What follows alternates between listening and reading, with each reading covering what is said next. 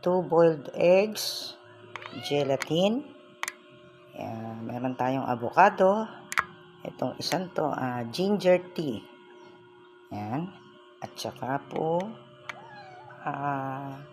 vegetable na lumpia, wala siyang toge, yan po, para sa ating brunch, breakfast and lunch. Lumpia. So, kung may matira yan, edi pang merienda.